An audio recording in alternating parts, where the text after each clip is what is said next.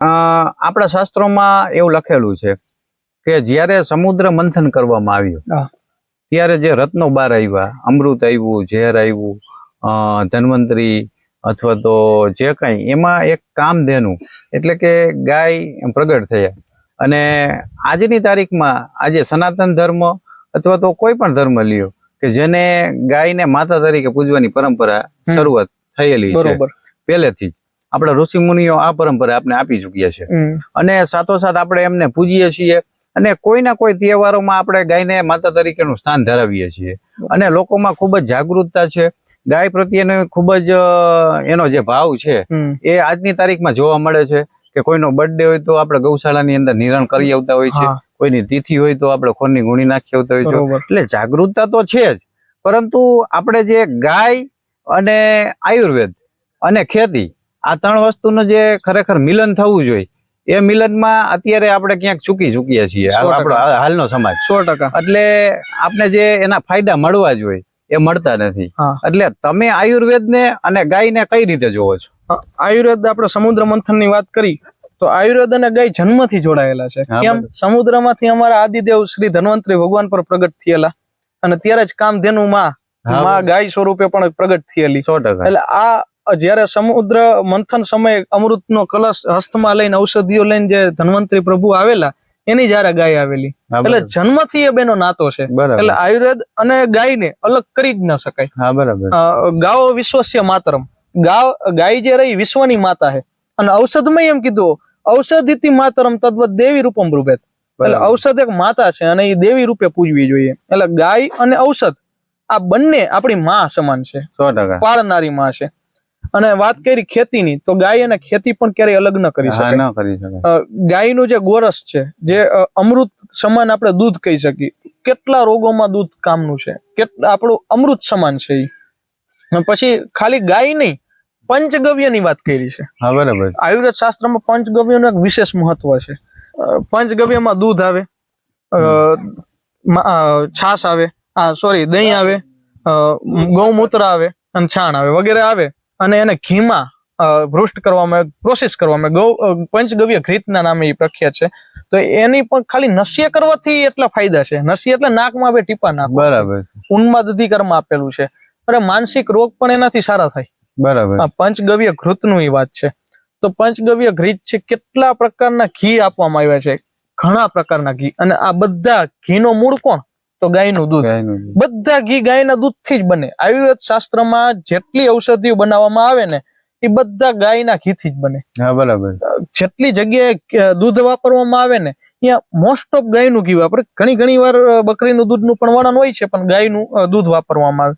એટલે ઔષધ ગુણથી એટલું સંપન્ન છે ને ગાયનું દૂધ અને ગાયનું ઘી કે એને આયુર્વેદ થી અલગ કરવું એટલે જાણે આત્માથી મનને અલગ કરવું. બરાબર. એટલું બધું વિશેષતા છે બંનેની. અને ઘણી વાર તો એવા ઘણા સ્ટડી પણ થયેલા છે કે ગાય સાથે રહેવાથી માનસિક અને ઓરામાં ઘણો ચેન્જીસ થાય છે.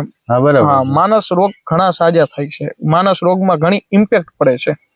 એટલે અને ખેડૂતમાં ગાયના છાણ અને મૂત્ર આ તો મારો વિષય નથી, પણ આપણે જોતા હોય એને થોડું ઘણું જાણતા હોય કે ગાયના છાણ અને મૂત્રથી ખેતીમાં પણ કેટલું સરસ ઉત્પાદન આવી શકે. જંતુનાશક તરીકે કામ કરે, રસાયણ તરીકે કામ કરે. જૈવિક ખેતી. જૈવિક ખેતીનો એક ટ્રેન્ડ છે, ઓર્ગેનિક ખેતી. અને ડિમાન્ડ પણ એટલી છે. ડિમાન્ડ પણ એટલી છે અને એ હોવી જ જોઈએ. હું તો કહું જે રીતના ફેમિલી ડોક્ટર હોય ને એવી રીતે હરેક પરિવાર પાસે ફેમિલી ખેડૂત હોવો જોઈએ. બરાબર. તમારે શું જોઈએ છે? ઘઉં તો આ ખેડૂત પાસેથી લેવાના, પણ ખેડૂતની શરત ઈ કે તારે જૈવિક ખેતી જ કરવાની. ભલે ઓછું થાય, મળી જશે. વળતર અમે તમને વધારે આપશું. કારણ કે છેલ્લે તો શું, ધર્માર્થ કામ મોક્ષાણમ આરોગ્ય મૂલમ ઉત્તમમ. 100%. ધર્મ, અર્થ, કામ અને મોક્ષ 4 પુરુષાર્થ છે ને એ ચારેય મેળવવા માટે આરોગ્ય મૂલ ઉત્તમમ. તમારું આરોગ્ય હશે ને તો સાહેબ તમે આ 4 મેળવશો. નહીતર નહીં તમારો ધર્મ હચવાય, નહીં તમે પૈસા કમાઈ શકો, નહીં તમારી ઈચ્છાઓ પૂરી થાય, નહીં તમને મોક્ષ મળે. એટલે આરોગ્યને જાળવવા માટે ખોરાક સારો હોવો જોઈએ અને ખોરાક જાળવવા માટે ખેડૂત સારો હોવો જોઈએ. અને ખેડૂત સારો ક્યારે હોય? ત્યારે જૈવિક ખેતી કરે. ને જૈવિક ખેતીમાં ગાય અગત્યનું પાસું. એટલે આ બધા પાસા રહ્યા ને એકબીજા આમ કહીને તો એક ગાઢ રીતે સંકળાયેલા છે અને એકેય વિખોટો ન પાડી શકાય. આ ચાર આ બધાના મિલનથી જ દેશ પણ આગળ વધે, સમાજ પણ આગળ વધે, નૈતિકતાથી, અને આગલી પેઢી પણ એક અદ્ભુત સ્તરે એમાં આધ્યાત્મિકતાનો વિકાસ થાય, ભૌતિક 100% વિકાસ થાય, શારીરિક વિકાસ થાય, આ બધાથી.